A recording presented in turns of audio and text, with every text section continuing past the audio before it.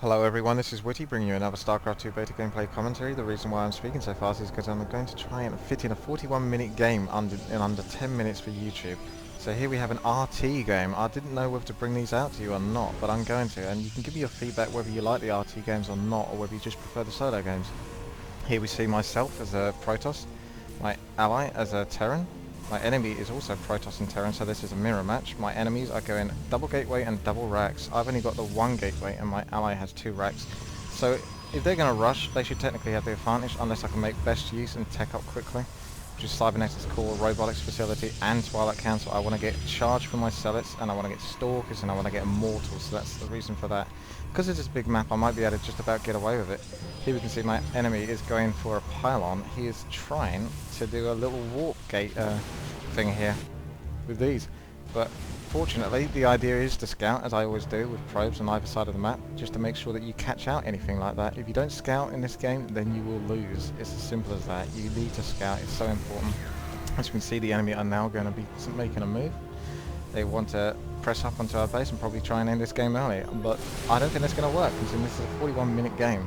So as you can see, they're deciding to retreat because we got a good position here, and they don't like the look of Immortals, so they're going to want to get some nice new units themselves, like Sentries and Immortals.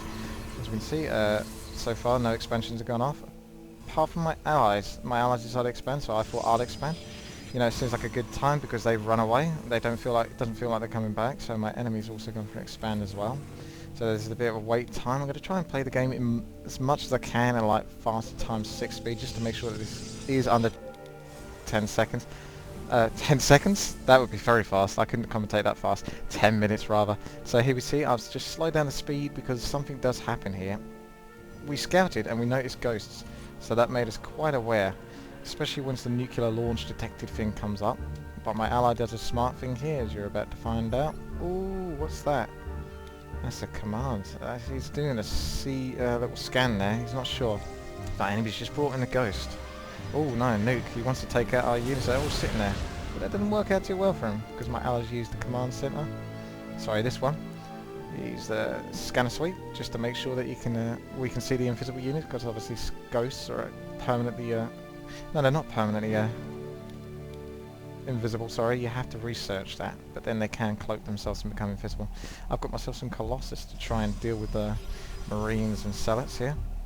My enemy's also got himself a nice tank.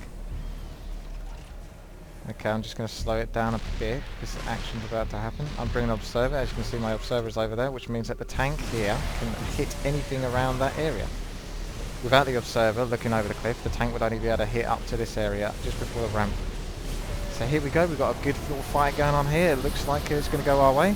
But boom, look at those force fields. That's messed up a lot of our units at the back here. My Colossus can't really get some proper hits in. So because of those force fields, that was good use of my enemy. We couldn't quite make enough damage there.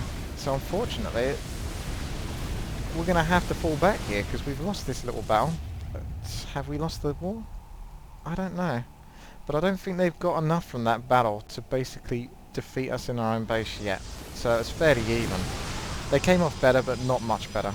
So as you can see, my allies got some nice siege tanks protecting our base, whilst I'm deciding to switch up to Stargates and Void Rays. I want to try something here. I want to try and take out expansions, because Void Rays do a lot of damage the longer they are on a target.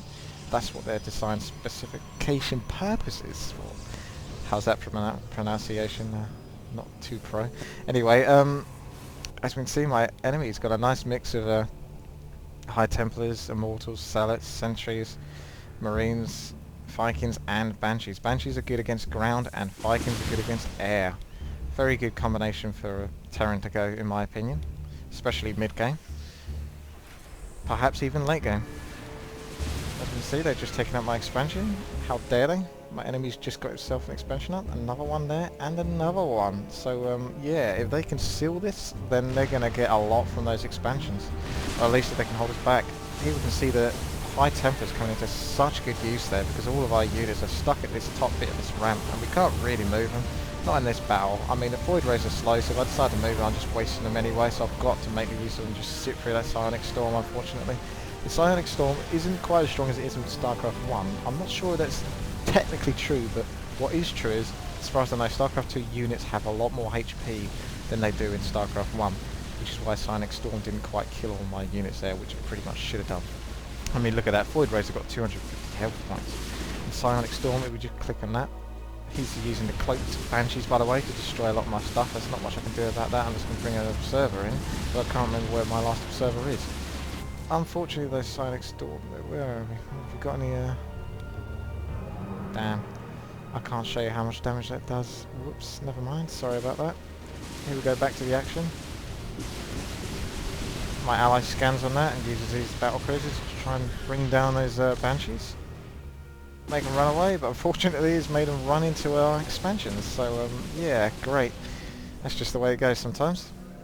My allies have still had that expansion. He hasn't made use of that. He's probably paying way too much attention to the battles that are going on, and that's the thing with StarCraft 2. You need to be paying as much attention to the battles and as much attention to your base and macro as well. How you're supposed to do it, I don't know.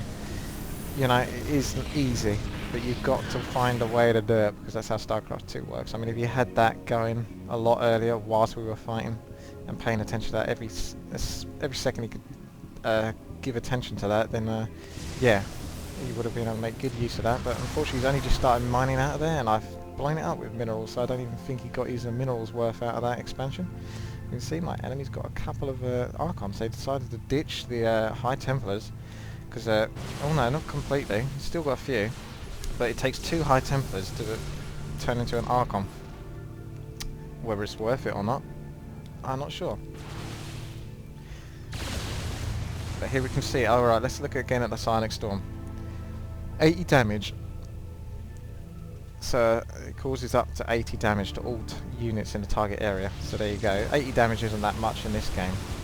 So it's not quite that strong, but it's still pretty effective if you use it well. Here we can see my enemies were deciding to take out our expansion, so we decided to push, which was a good decision, because we can take out quite a few of these units that are sitting in space. Unfortunately, enemies have caught up with us. So now we're fighting them on both sides.